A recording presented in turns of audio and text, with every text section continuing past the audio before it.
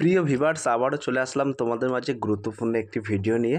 আজকে মূলত আমরা আলোচনা করব ওবিসি কেস নিয়ে বড় আপডেট, শুরু হবে সকল ভর্তির প্রক্রিয়া।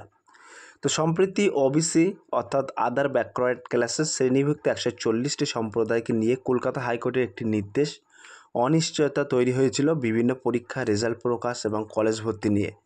তবে 2025 সালের জুলাই মাসে সুপ্রিম কোর্টের এই নির্দেশের উপর স্থগিত জারি করেছে, যার ফলে সমস্ত রকম প্রক্রিয়া যেমন রেজাল্ট প্রকাশ, ভর্তি এবং চাকরি পরীক্ষা আবার চালু হওয়ার পথ খুলছে। তো সমস্ত তথ্যটাই কিন্তু আজকে এই ভিডিওর মাধ্যমে তুলে ধরব, তাই ভিডিওটি স্কিপ না করে সম্পূর্ণটি দেখার জন্য অনুরোধ রইল। শুরুতেই আমরা দেখে নেব সুপ্রিম কোর্ট কি বলেছে নতুন বেঞ্চ গঠনের নির্দেশ। তো এখানে কিন্তু সুপ্রিম কোর্ট বলেছে কলকাতা হাইকোর্ট যে 140টি সম্প্রদায়কে ওবিসির তালিকা থেকে বাদ দিয়েছিল, সেই নির্দেশ আপাতত স্থগিত দিয়েছে সুপ্রিম কোর্ট। অর্থাৎ এই সম্প্রদায়গুলোকে আবার ওবিসি হিসেবে ধরা যাবে। হাইকোর্টকে বলা হয়েছে নতুন একটি ডিভিশন বেঞ্চ গঠন করতে হবে, যার মামলার বিচার করবে 6 থেকে 8 সপ্তাহের মধ্যে হাইকোর্টের মামলার নিষ্পত্তি করতে বলা হয়েছে।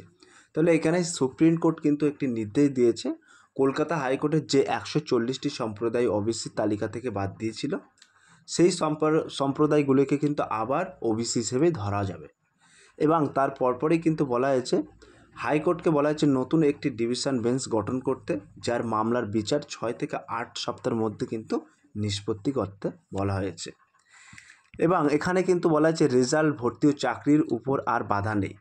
তো এখানে সরাসরি তোমরা দেখতে পাচ্ছ এই রায় অনুযায়ী দীর্ঘদিন থেকে আটকে থাকা রাজ্যের জয়েন্ট এন্ট্রান্স পরীক্ষার রেজাল্ট প্রকাশ, কাউন্সেলিং ও ভর্তি পরীক্ষা শুরু করা যাবে।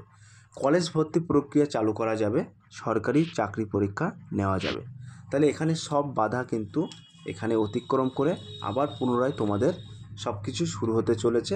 কলেজ ভর্তির কাউন্সেলিং এবং জয়েন্ট এন্ট্রান্স চাকরির পরীক্ষা সমস্ত কিছুই কিন্তু এখানে প্রক্রিয়া চালু করা হবে। এবং তার পাশাপাশি বলে রাখি ইএনএম এবং জিএনএম, জেইএনএফস ইত্যাদি রাজ্য স্তরে প্রবেশিকা পরীক্ষাগুলি খুব তাড়াতাড়ি বিজ্ঞপ্তি প্রকাশ করা হবে এবং পরীক্ষার কিন্তু আপডেট আসবে। যত তাড়াতাড়ি এই প্রক্রিয়ার সম্পূর্ণ হবে তত তাড়াতাড়ি এই কোর্স এবং সরকারি কলেজগুলিতে ভর্তি প্রক্রিয়া কিন্তু শুরু করতে পারবে।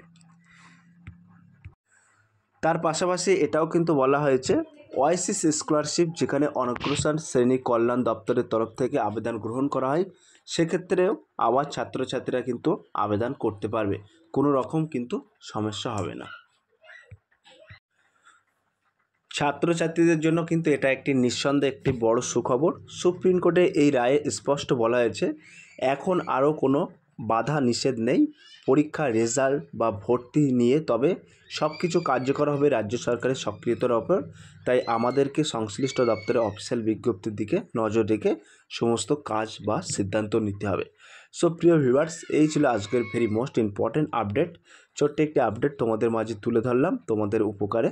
যদি আজকের এই ভিডিওটি ভালো লেগে থাকে প্লিজ লাইক, কমেন্ট এবং শেয়ার করে দিন বন্ধুদের মাঝে। ফিরে আসছে আগামী দিনে তোমাদের জন্য very most important topic video নিয়ে।